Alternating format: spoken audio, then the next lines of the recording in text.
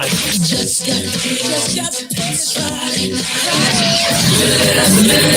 yeah, Friday night, Friday, I'm in love. We gotta do something. Absolutely. You know what we gotta do? What are you gonna do? We're gonna go out and party. For the first time in my life, I feel like there's Choo Choo Radio. uncensored. And live. Cave Crew Radio. This is radio. Cave Crew Radio.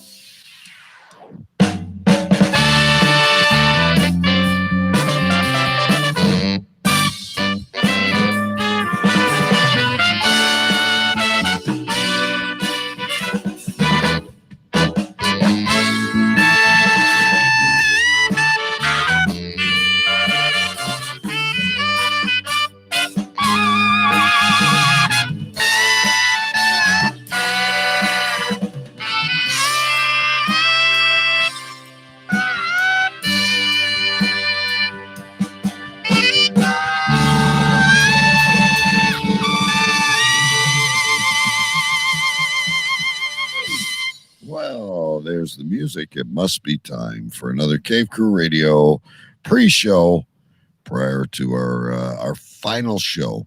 1 week removed, ladies and gentlemen, from Choo Choo Mania. First time since 2017. We're going to build up to it. We're going to give you a flashback or two of the last one. Of course, we've got our news. We've got Mike Jolitz reading the news for us later as well. And I can't remember.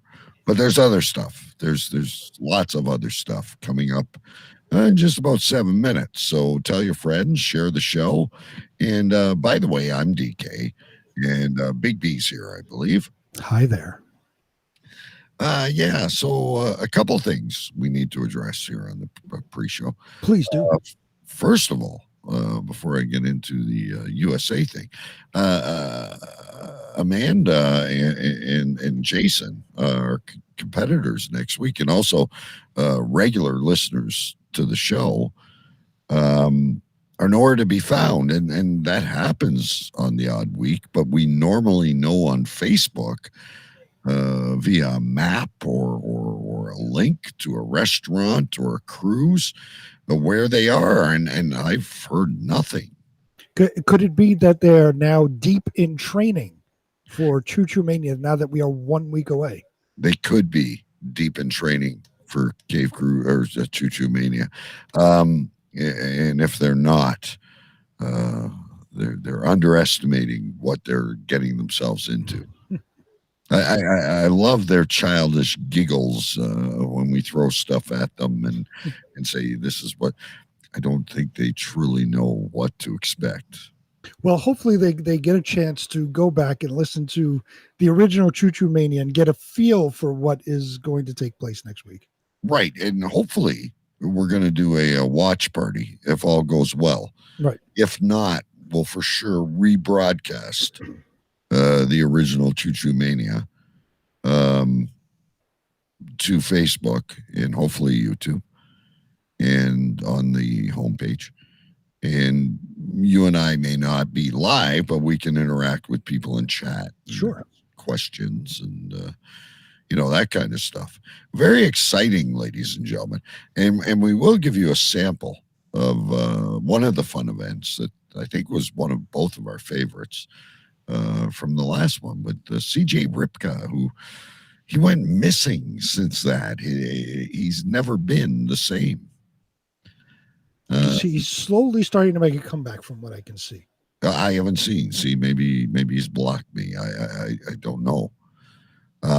But he went away. Like this is life altering. It could be life altering in a positive way, or it could be a negative way.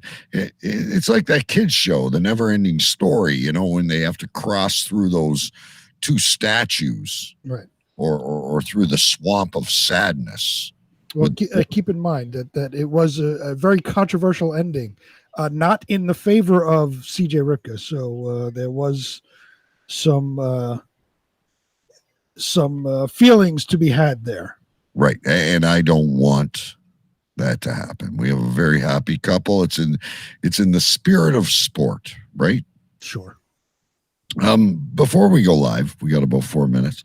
I'm a little bit irritated with the USA, our great friends, our allies, and I always speak very highly. You have chosen to continue to keep your borders shut till September 21st at the minimum, where we have opened ourselves to fully vaccinated Americans. Well, it was, speaking of Jason, he was talking, we were discussing them coming down to New York eventually. And I will tell him the same thing I told you. You have to go to Mexico first, and then you can freely come across the border, because that is the one border that fucking Biden is leaving wide open. You can just walk on through, no tests, no nothing. You can just come on through and come into the United States. Because COVID is wearing everybody thin after these 2 years or whatever it's been. Right. We'd like to come to New York and visit. We'd like to maybe go to Fort Lauderdale in the winter. But even beyond that, I'd like to get some hockey tickets and go see the Red Wings play the Maple Leafs, or even the Stanley Cup champions, or even the Rangers when they come to town.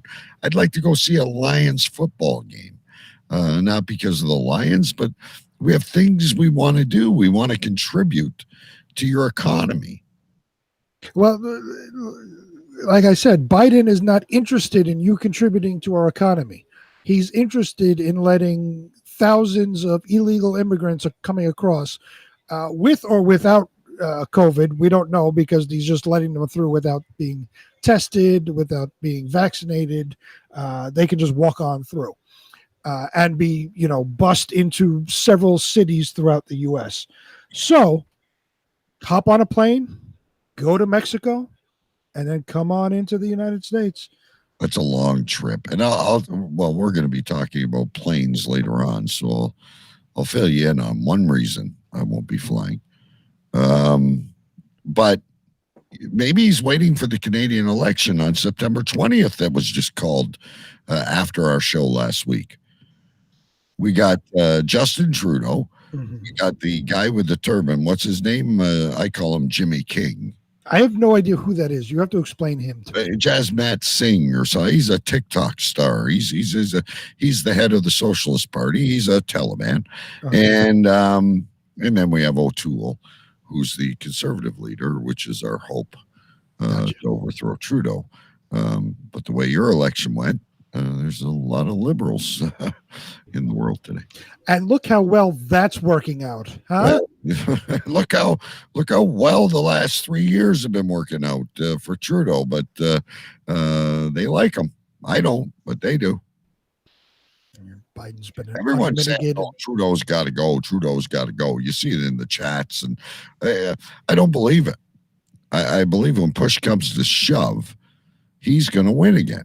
I won't vote for him, but and that's the problem. Like the same thing here. The Democrats is the shitty fuck all party that is in control at the moment, and people will complain like even locally, our mayor and our asshole governor who's leaving finally, they're both Democrats, and people will complain they got to go, but then they'll vote another Democrat into office. Right. It doesn't make sense. Same thing. That's exactly. The definition of insanity is repeating the same thing over and over again, hoping for a different result. And that's what fucking liberals do. They vote for Democrats all the time and complain that they vote for Democrats. What did Churchill say? He said something like, we're deemed to repeat ourselves or something. If we don't learn from history, if you don't learn from history, you're doomed to repeat it. Right. Exactly. All right, here we go. Let's get on with the show. We're going to have a lot of fun, a lot more debates, a lot more controversy. It's all ahead on Cave Crew Radio. You just got to bear with me while I remove a few things and I hit the old radio button, and then we're good to go. Here we go. Oh, we got to hit the radio button, which I said I was going to do, and I didn't. Air traffic control, bring in New York. Roger that. Bring in Canada. 10-4. Gentlemen, we have liftoff. 10, 9, 8, 7, 6, 5, 4, 3, 2, 1.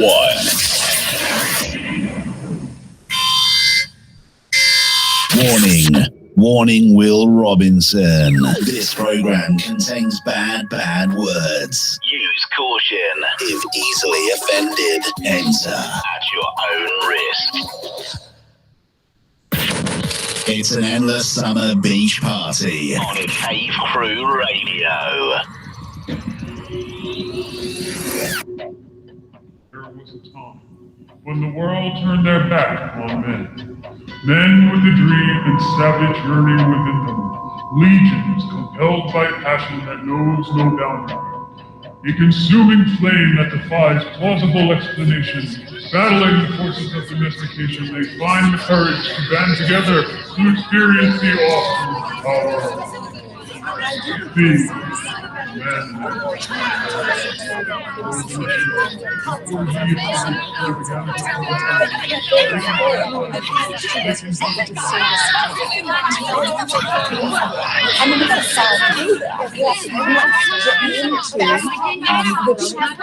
I say this with all due respect. Shut up! Shut up! Shut up!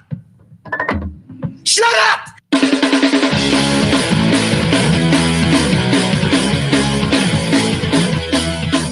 Tonight's broadcast of the Masculine Feminist has been commandeered by the secret society No Ma'am. Gotta go to a place like a shot and a beer, steak, man. Saying we can stop, get pancakes, and then we'll get laid, all right? Why do you drink ice cold beer on a hot day? Mr. Clavin, what else are you gonna do with it? To alcohol, the cause of and solution to all of life's problems. The Yankees are champions of baseball. It's a power goal.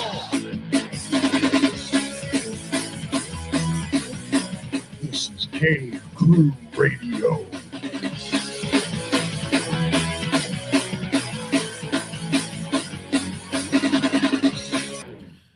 Good evening, ladies and gentlemen. Indeed, it is Cave Crew Radio, live on cavecrewradio.com, live on Facebook, live on our YouTube channel, and of course available wherever podcasts can be found. 1 week removed, ladies and gentlemen, from the biggest event since 2017. Choo Choo Mania 2 is right around the corner. You're going to want to tell your friends. You're not going to want to miss this. This is something out of the ordinary, not what we normally do. And it is a event for the ages. Big shout out to Mike Jolitz, who will be reading the news for us in just a little while. Anyway, let's not delay what's going on with the show here. We've got Big B's news stories. We've got Mike Jolitz read the news. We've got a flashback of the last Choo Choo Mania. We've got a preview of the upcoming Choo Choo Mania and so much more. But before we get to any of that stuff, we always like to do a little pre-show. Well, not pre-show. We're in the show, but a little beginning of the show introduction. And with me, as always, is the Duke of Urine Stench Alley, as proclaimed by the Queen herself, the President-elect of the United States. And of course, ladies and gentlemen, always the epicenter of something, Sir Big B. Yes, live from Queens, New York, I am Sir Big B, your President-elect of the United States of America. And as DK said, always the epicenter of something. This week, I am the epicenter of all things outdoor backyard movie theater. Oh, something new you have added to the Shangri-La, to your own private Idaho. Well, it's in the works. So my wife has been gnawing at me to she wants to do an outdoor movie theater and this and that, and we usually go over like once a month. We try to go over a friend of ours' house, and we sit outside and watch a really crappy like 80s movie and make fun of it. It's fun though. Yeah, it's good. And my explanation to her to saying no to her was always, well, when we go over there, there's a bunch of people. When we come, if we do it here, it's just going to be us. It doesn't make sense.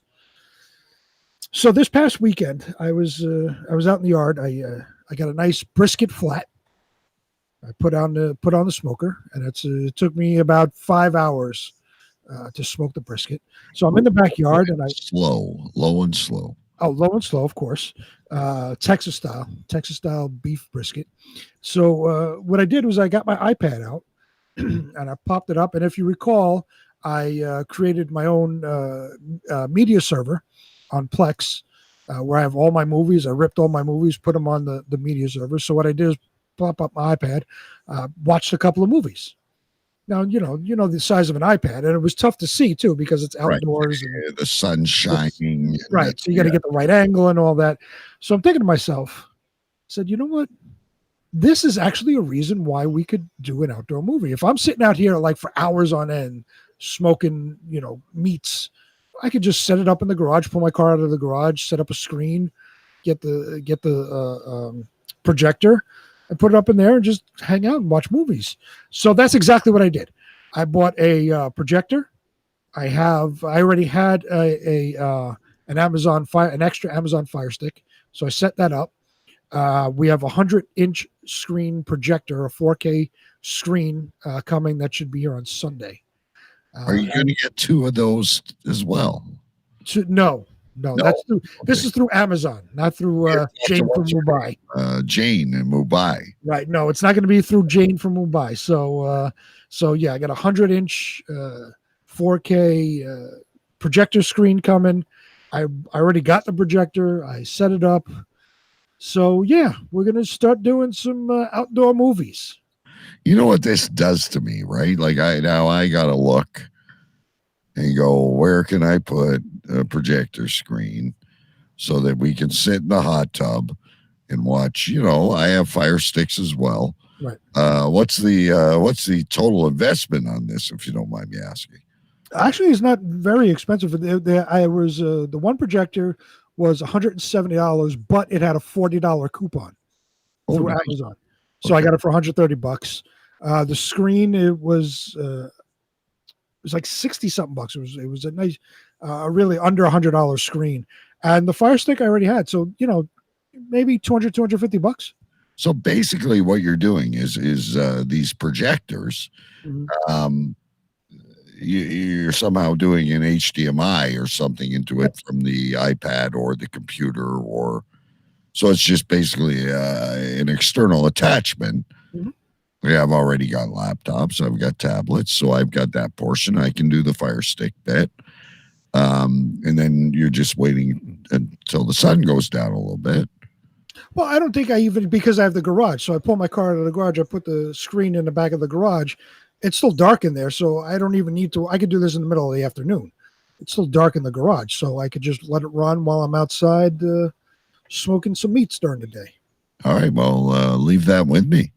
Once again, I'm trying to keep up with the bees. Everybody else out there is trying to keep up with the Joneses, but I'm merely trying to keep up with the bees. I've already lined up my next better, greater smoker. I have one for sale. Yeah, I don't think you'll ship it this far. You can come and get it. I can't cross the border until September 21st at the earliest. Don't get me started on that. So kind of in line to what you're talking about, I guess it's not really an epicenter for me, but I'm all things, all of us. I had a different one, but that epicenter is boring and I could care less about it. I'm currently all things date night. Do you guys have such a thing as that? I know you have a younger child. in James, and you have an older child that perhaps could babysit. But my son is getting to the age of he can watch himself. He's out at the gym right now with his buddies. I'm all things date night. No, we don't have date night. I think the closest thing we got was, I don't know, maybe a month or so ago. Me and my wife were able to go out. We had to go shopping real quick, and my younger son decided he didn't want to go, so he stayed home with my father. So we went shopping, and there was an Outback Steakhouse. We were gonna stop in and get dinner for everybody, and we said, you know what, fuck it, we're gonna eat first. So we sat down by ourselves, had some Outback, and then brought back takeout for them. That was the closest thing we've come to date night in years. Yeah, me too. But see, here's the thing. I'm struggling with it. Like you and I have talked about Valentine's Day when you're already married and you have an anniversary anyway. Right. We've talked about this. I don't understand date night. We're going out to grab a bite to eat. I'm still coming back to the same house and the same woman. And I'm not complaining about that. She was a guest on the show last week. She's very lovely, but it's not a date. I'm not doing anything extra special. I might put on a clean shirt and maybe not wear a hat if that's what she prefers. We'll go to a steakhouse. We'll walk along the river, perhaps stop for drinks or a banana split later. But it's not a date. Right. At that point, the chase is over, right? Because you've been married for, almost 20 years. Over 20 years. So yeah, the chase is over. You're not trying to impress each other. You're just hanging out, basically. It's not a date. You're just hanging out. But to them, like she said, oh yeah, and so I booked a place for tomorrow night anyway. Right.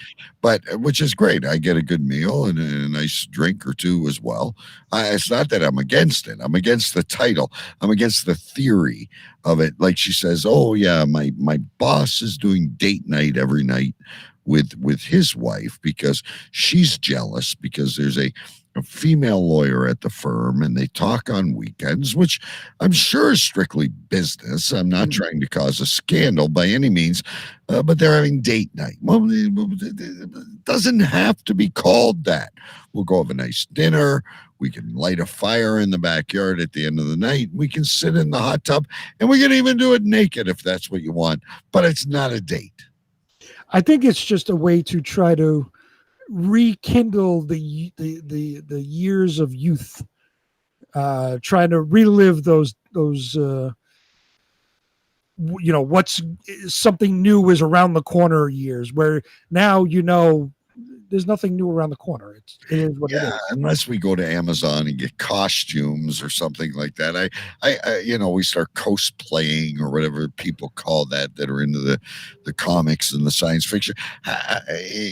It's not new. I'm here. I'm not going anywhere, and I'm not complaining. Don't get me wrong. I'm not asking for new. Do you want to dress up as Spock? A date is all I'm trying to say. Do you want to dress up as Spock and have your wife dress up as a Romulan? Is that what you really want? Or what's I could get her to do like Trudeau and do blackface, and she could be Lieutenant Uhura. Because after all, she has the best name of all, right? Lieutenant Uhura. Yeah. Or I could be. Buzz Lightyear, and she could be that cowgirl and with the ponytails. As long as you get to scream cheese and crackers, you'll be fine. Cheese and crackers. Red. Still hasn't happened yet, ladies and gentlemen. Still hasn't happened yet. Either I'm far too dangerous, or there he is, short size here as well. What's he got to say? Damn, I thought date night was when the negotiated exchange of a night out for the lady resulting in anal sex for the man. Cheese and crackers. Probably what I get out of that. I definitely would get cheese and crackers if I attempted that. Anyway, great to see you, Short Side. But that's all I got. And I'm not complaining. It's not a matter of spending time together. It's not a matter of doing things together. I just have issues with titles. And Short Side says red. See, now you're going to get DK all excited because he was like frothing at the mouth last week when Isbia was pretending to be from that book saying red. He was frothing at the mouth, waiting for it to be said off air. She was an expert at that show, by the way. And I tied. And by the way, yeah, you asked that on the pre-show. Someone's yelling anal. I'm carried away here. Yeah, do yourself silly. See, Facebook user, if you're going to scream anal, at least let us know who you are. It's probably Mike Jolitz. He was here originally. Okay. Do you like receiving or giving? That's all we want to know. Two very different experiences. Yes, and both really rewarding, I'm sure.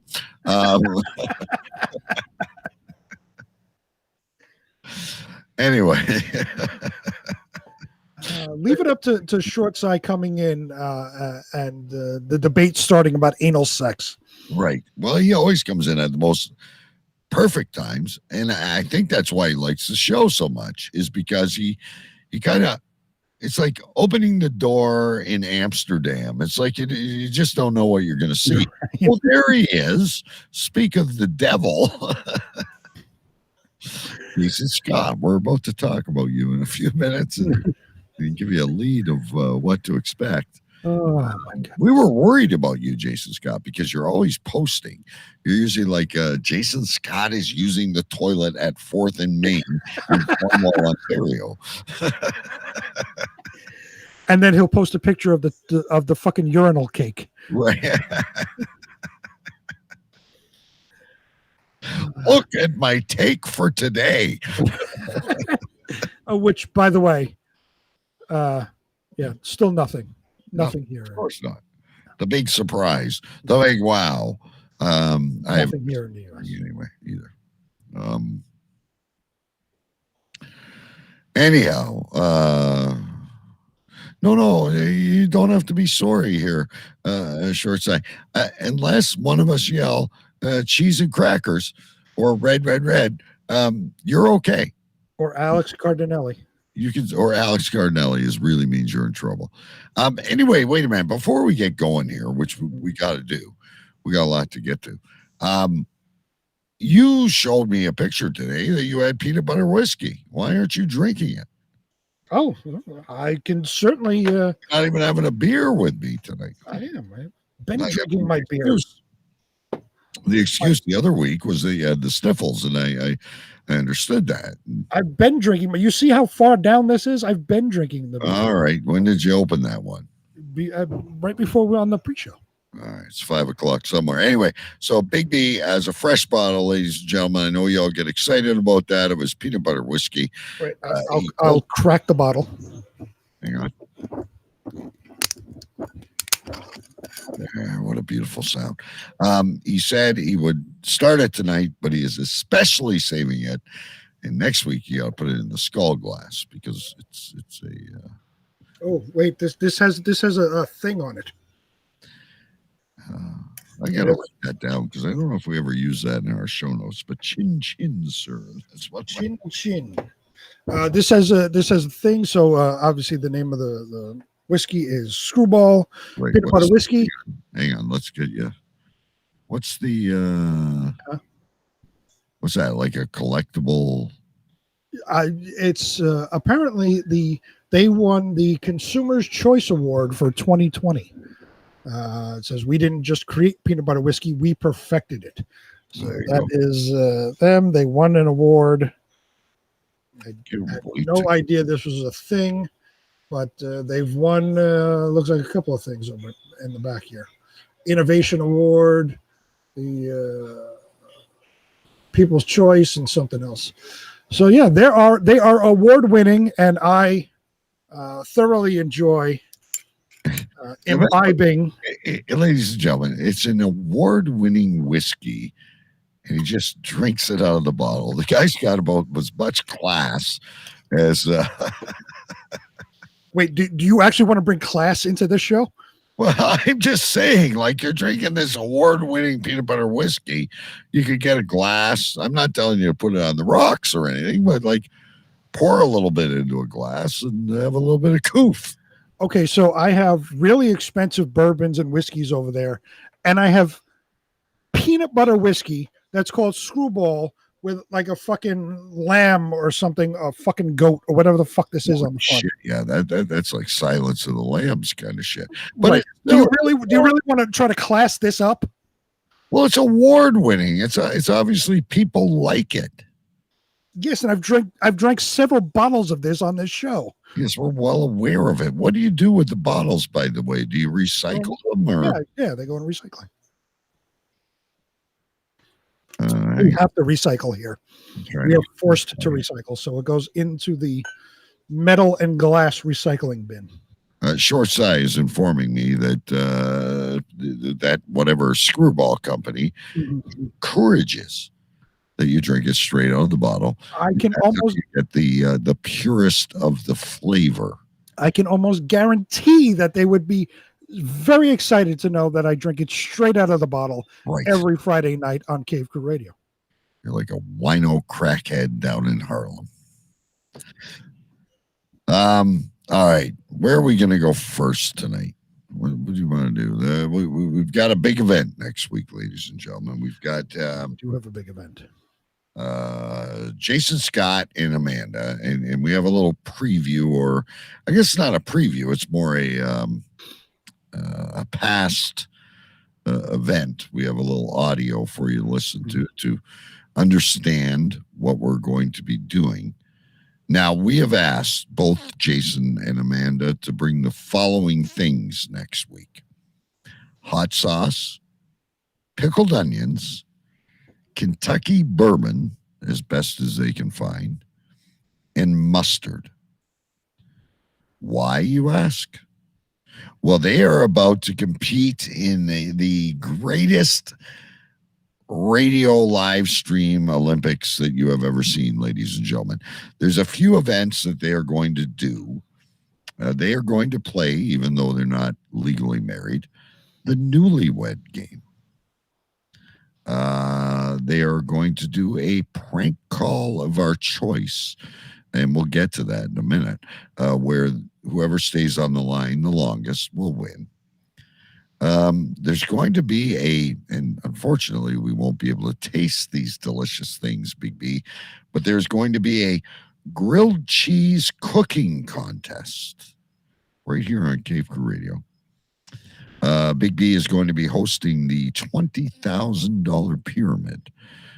For those of you that don't follow game shows, there will be a topic. Big B will give clues without saying anything that's in the name, and they will have to answer. And then, of course, our favorite, I'm sure, the Believe It or What fast food edition, which I'm sure both of them are experts in, Big B. Now you may be asking, what does the hot sauce, the pickled onions, the mustard, and the whiskey have to do with any of these things that were just mentioned? Well, in this competition, if you lose, one of those things becomes your punishment. Whereas if you lose in the newlywed game, you may be forced to drink hot sauce. Ooh. If you lose in the $20,000 pyramid, you may be forced to eat pickled onions straight out of the jar. If you lose if you lose the grilled cheese contest, you may be forced to take shots of the whiskey at very quick intervals, or dip your grilled cheese or the other person's grilled cheese in mustard. And eat it. Yes. Oh. So there are punishments. They may sound like, oh, they're just going to play some games, but there are punishments behind these games. And that's where it gets fun. Because when it comes down to the point where you are drinking hot sauce after you have imbibed some whiskey and eaten some pickled onions, there may be some outward excursion that happens. Choo Choo Stew had a bucket. He did have a bucket. He had a bucket beside him. And Jason Scott was unbelievably confident in the events that were given. So, yeah. So anyway, let's go to this little clip here. Mm-hmm. This was in 2017. One of the events we had was a prank call. And we had a stipulation to the prank call. And well, let's play a little preview to this year first. Try to stay calm and don't take the mick. It's Jason versus Amanda. It's Choo Choo Mania 2. Yes, it is.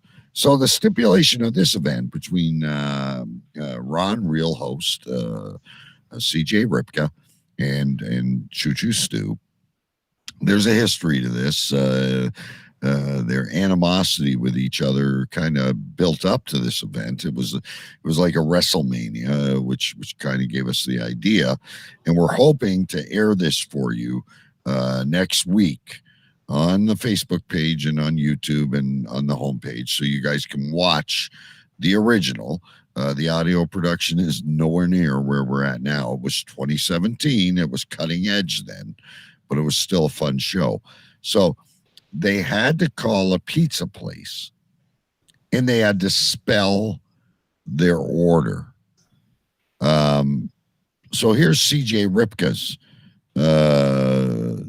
prank call on Choo Choo Mania. Listen up, from 2017, ladies and gentlemen. Our featured special is 3 large, 3-topping pizzas for just $34.99. This call may be monitored or recorded. Oh, Don't forget to add an order of cheesy bread and a 2-liter Coke for just... it's Good Night for Domino's. This is Donna speaking. How may I help you? Hi, Donna. How you doing? Hello. Hi. Can I get your phone number? Yeah, it's 721. Yes. 442. Okay, so 721-422. Yeah. 7323.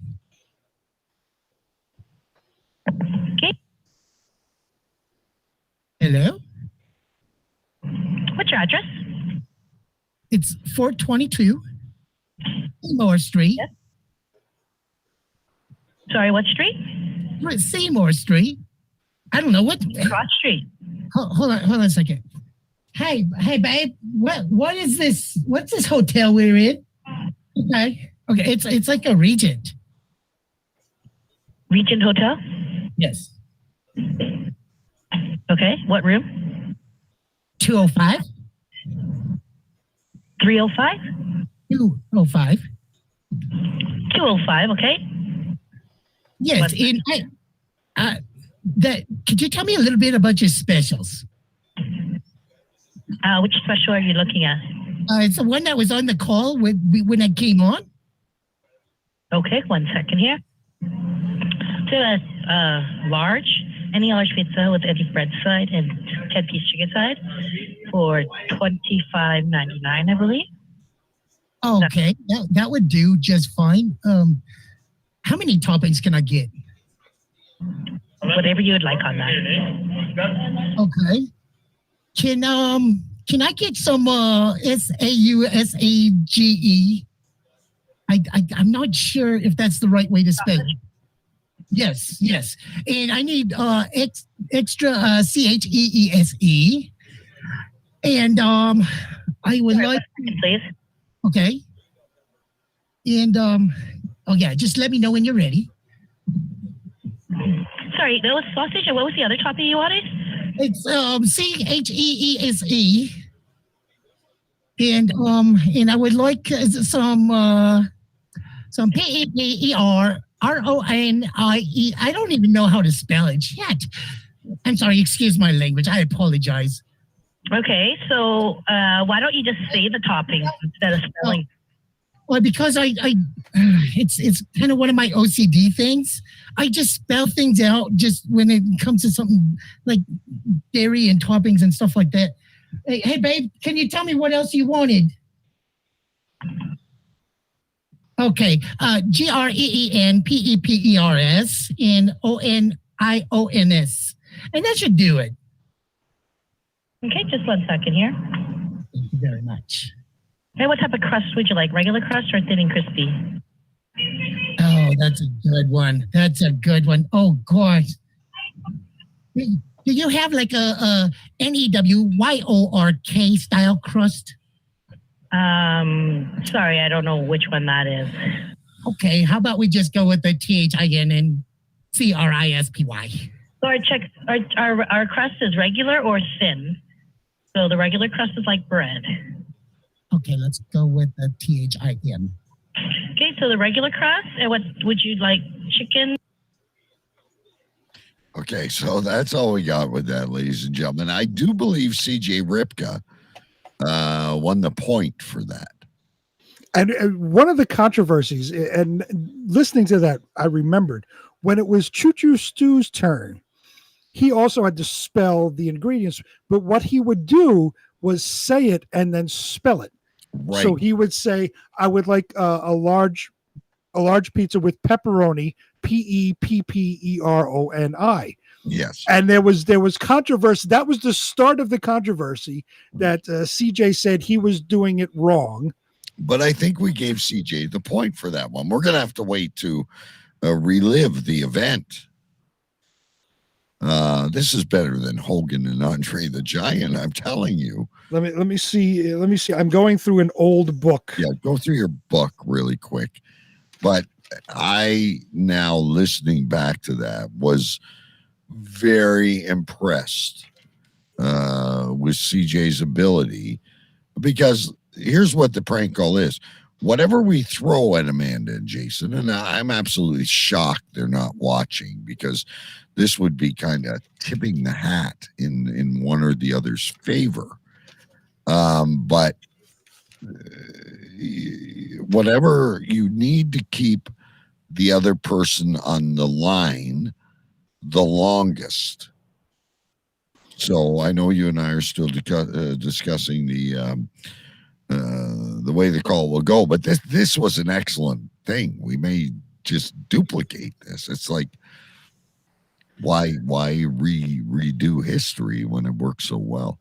So your ingredients to a Chinese food restaurant. Ooh, that would be wonderful. Ladies and gentlemen in the chat room, what do you think of that? What if we had them spell the ingredients to a Chinese food restaurant? It's hard enough to communicate with them unless you're ordering special 1, 2, or 3. Spell Mugu Gai Pan, motherfucker. Mugu Gai Pan. So I have this is, I guess you would call the original book. Yes. And there was only this one page of Choo Choo Mania. Let's get rid of, well, I mean, you were busy. Hang on, let me bring you Solo on here again. Right. There you go. So this was Choo Choo Stew is the winner. Yeah, it was very close. Right. So you see the score 17-16. Right. And we see there's the scoring here. I don't remember what event went where, so I don't remember where the pizza calling was, but Choo Choo Stew won the first event 5-1. CJ won the second event 5-2. Oh yeah, we had a point system. I don't know if we should do that again. We should just plain out win or lose. Right. Yeah, I think now we're going to do win or lose. But the last two events, they both tied at 5. Right. So I don't know where the prank call fell in there. So I don't know if he got the point or not. They may have tied, and that was part of the controversy. I don't know. You know, if we could ever get the vegetarian and the guy that's like fallen into the abyss to have a rematch, it would be bigger than than any rematch that ever happened. Short Eye says that, yeah, I'm sure Jason would be able to spell COCK.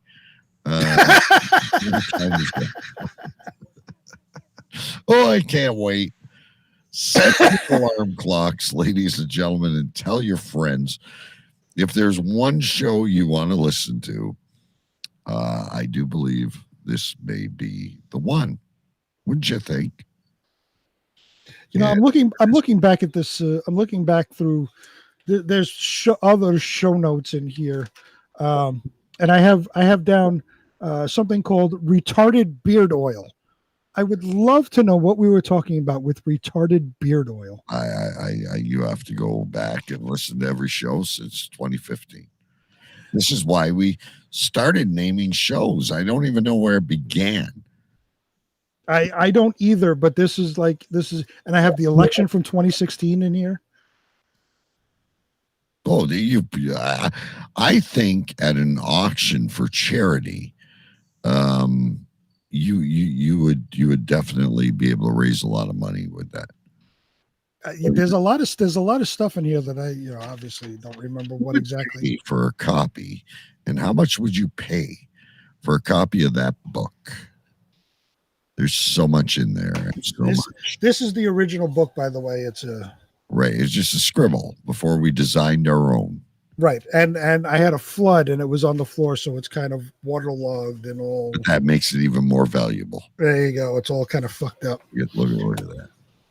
After we pass and long after we're gone, the problem is that Big B just renewed the website for another 2 years, so I guess I'm fucked. I did renew it for 2 years.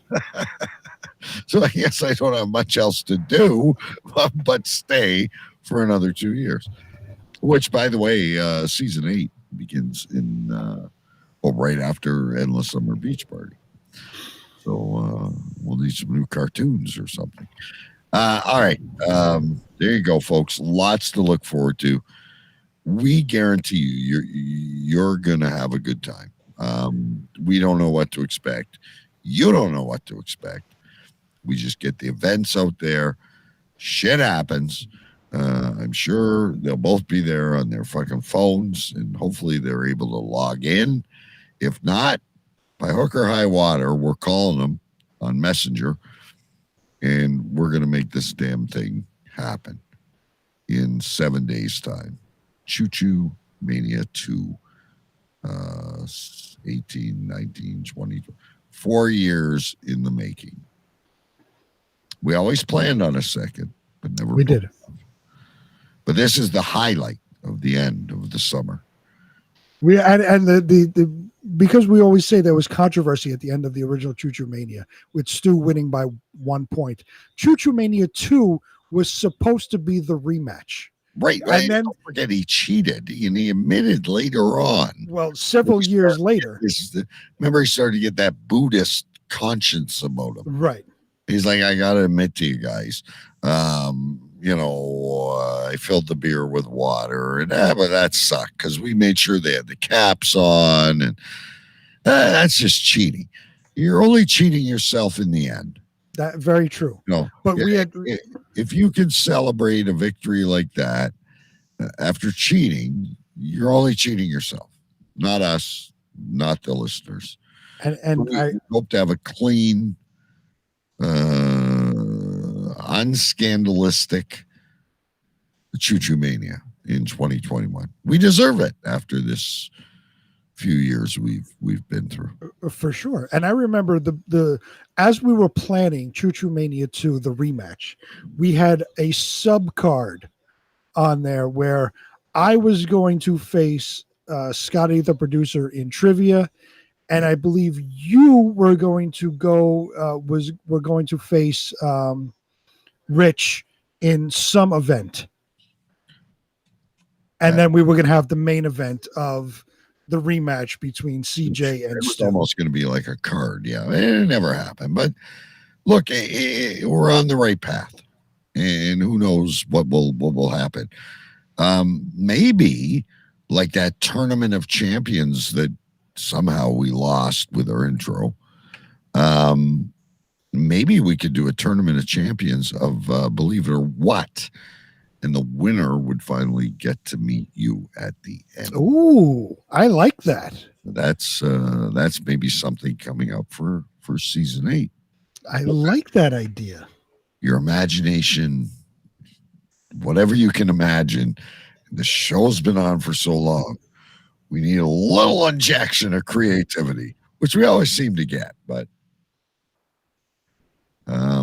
anyway, let's go into Big B's. Always got some great stories for us, ladies and gentlemen. And we haven't done that in a while. And you know what we didn't even talk about was Big B's vacation. We'll have to circle back to that. We did not talk about my vacation. We'll circle back to that because now we're moving on. Ladies and gentlemen, here we go. We now pause this nonsense and go to the CCR breaking news update.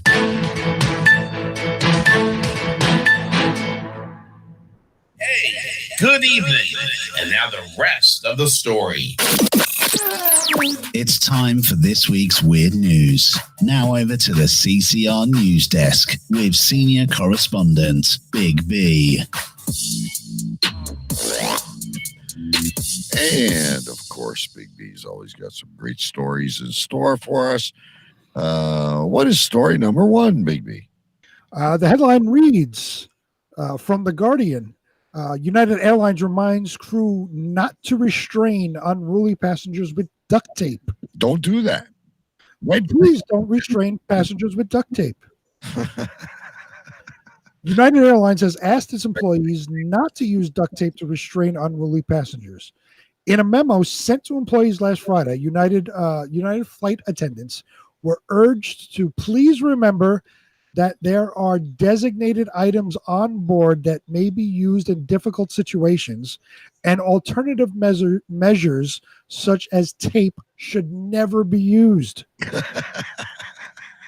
Who had the duct tape?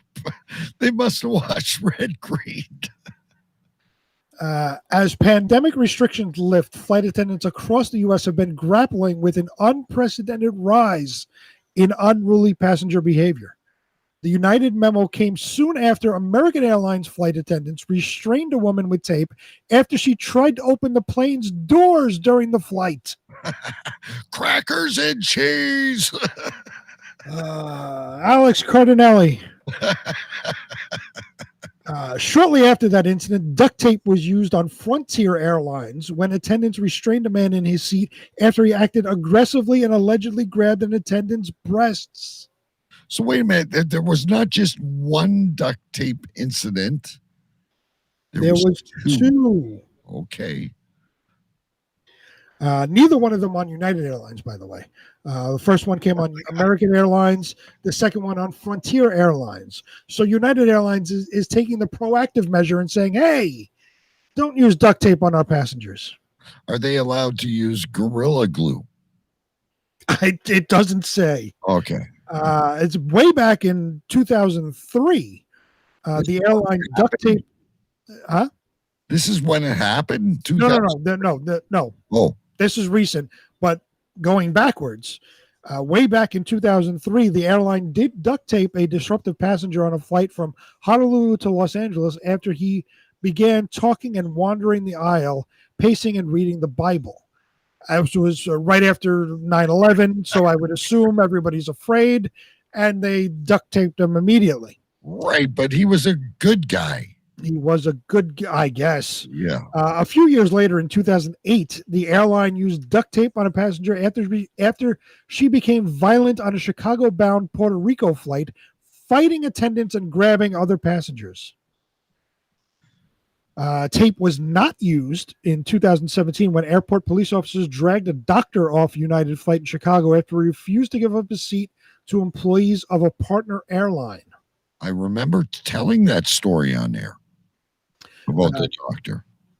David Dow, then 69, and a father of 5, lost his teeth and suffered a broken nose and a concussion. He sued in that case and settled for an undisclosed sum. So instead of duct tape, they just beat the shit out of him. Right. So wouldn't duct tape be the ultimate deterrent? I guess, but United Airlines says no to duct tape. So you have all these weapons that you've showed us on air. You've tased Choo Choo Stew on air. Would you now consider using duct tape in your repertoire? Well, if it works for unruly passengers at 30,000 feet, it might as well work in my house. I may have to keep that with us. That packed the duct. So this didn't just happen once. No, it happened several times. Where one of the stewardesses or the captain announced over there, grab the duct tape. They obviously have had is this something to patch holes in the side of the plane? Like, why do they have it in the first place? Right. Why is it brought on a flight in the first place? Generally, you have duct tape like in a toolbox or something at home. I have some in my shed. It comes in very handy. Right. You know, something breaks, you tape it up real quick. If you're in flight on a way to a destination, no matter what happens, like if the window breaks, you're not going to duct tape it. You know, what are you going to use duct tape for other than taping passengers to their seats? Right. It has to be in the employee manual. If all else fails, try to calm down the passenger rationally with conversation. If that does not work, go to compartment C, grab the duct tape, and I'm sure you need a partner to do this, perhaps even 3 people. Right. One's pressing the chest down, one's holding the tape and locking it in, and the other one, I don't know what they're saying to the old lady trying to read the National Enquirer. You know, excuse me, we'll be just a second, ma'am, and we'll get you some strawberry shortcake in a minute. But this is obviously not a spare of the moment kind of thing. This is not like a doctor delivering a baby or tending to a heart attack on the flight. Right. Short Eye has a serious question. Yeah. And he doesn't usually ask serious questions. Are there marshals on every flight? Well, this isn't the Wild West.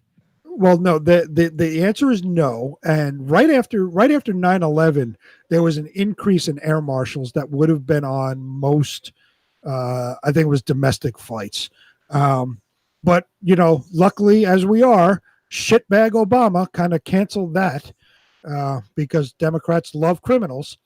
So there are no longer, you know, it may be on the odd flight that there's a marshal, but on the majority of flights, there are no longer U.S. So wait a minute, what would the marshal have done? Just shoot the person? Well, they're police officers on the plane. You don't know they're there. They're basically undercover police officers on the plane. So if pull out a Dillinger and just like can the he could have handcuffed the person, you know, taken them into custody, brought them into like a different area of the plane, you know, away from everybody else, kept them in handcuffs, restrained them to their seat with, you know, using a seatbelt after they're handcuffed, something to that effect.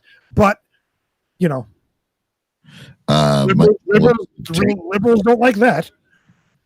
Mike Jolis would take the duct tape instead of a donkey punch. And Short Eye, after serious questions, it's great to have serious questions in these weird. Absolutely. Short Eye would donkey punch. In instances of, you may be wondering, what do they do if they can't use duct tape?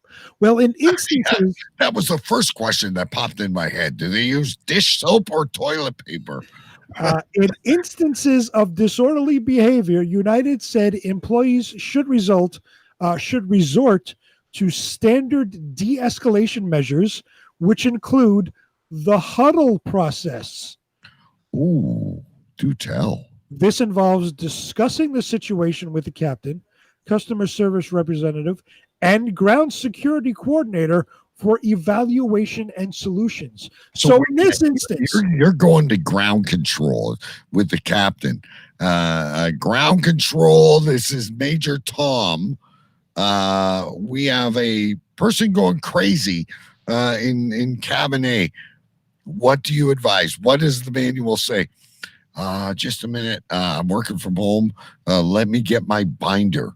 Right. So let's say Jane from Mumbai is on a United flight, and I pissed her off so much that she relives that time in her head over and over and over again. Right. And she's had enough. She runs to the door to try to open the door of the flight 30,000 feet in the air. Right.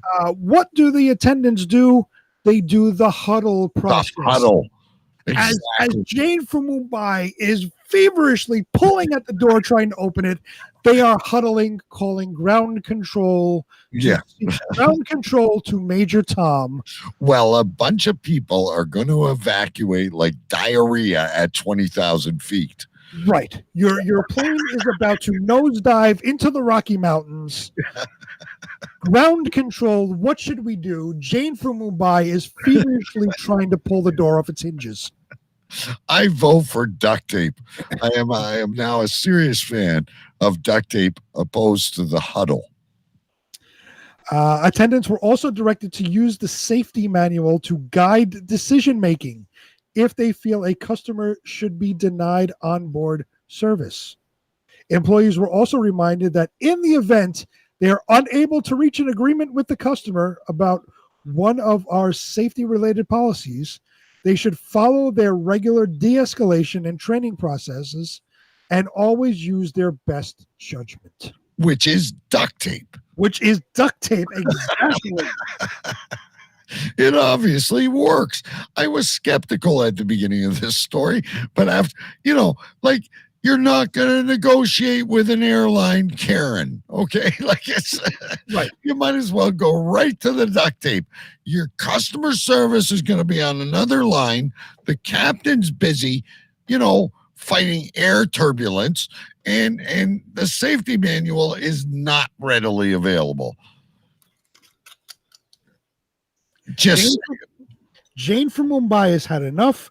She has decided that everybody on the flight is going to perish in the Rocky Mountains. What do? You spear her and duct tape her to the nearest seat. Exactly. I agree with it. 100%. 100%. Absolutely. Use the gun in the lockbox. This isn't a fucking Harrison Ford fucking President Plane movie. This isn't a gun in the lockbox. Movie, okay? Oh, jeez. Short sigh, you're living in a horror world. If there was a gun in the lockbox, 9/11 would never have happened. That was a fantastic story. I absolutely loved it. Great conversation, ladies and gentlemen. I do want to say, though, American Airlines, the flight you said is innocent to all of this, has banned alcoholic beverages until mid-January because of all this COVID crap.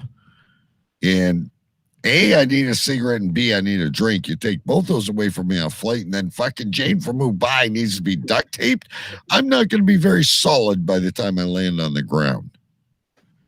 Just saying, ladies and gentlemen. Great story. But I can't wait for this one as well. Number 2 on the list, ladies and gentlemen. He's going to water. What has become of you? Sweating. I need water. Well, drink more beer and peanut butter whiskey. Well, I'm going to drink plenty of peanut butter whiskey, but I don't want to drink beer. I'm fucking sweaty. I want water. Here's the story about 3 Brothers Grimm. This was a good one. Give me 1 second. Yeah, I kind of like this one. Read the headline up on screen here, ladies. Right. So the headline reads, this is from NBC News. 3 brothers die after passing out from fumes in manure pit. Yeah, I have questions already, but carry on. From St. Henry, Ohio. 3 brothers who were near Upper Sandusky. Everything is near Upper Sandusky.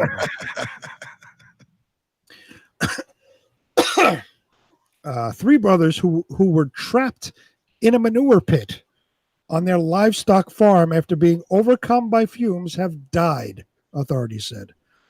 Rescue crews found the men unconscious and unable to move in the pit Tuesday afternoon. They were fixing a manure pump before they passed out from the fumes. Okay. Well, it's probably not time for questions yet. Anyway, go ahead. Authorities identified the victims as Gary Todd and Brad Wubaker. All three were taken to area hospitals and later pronounced dead. This should be the answer to some of your questions.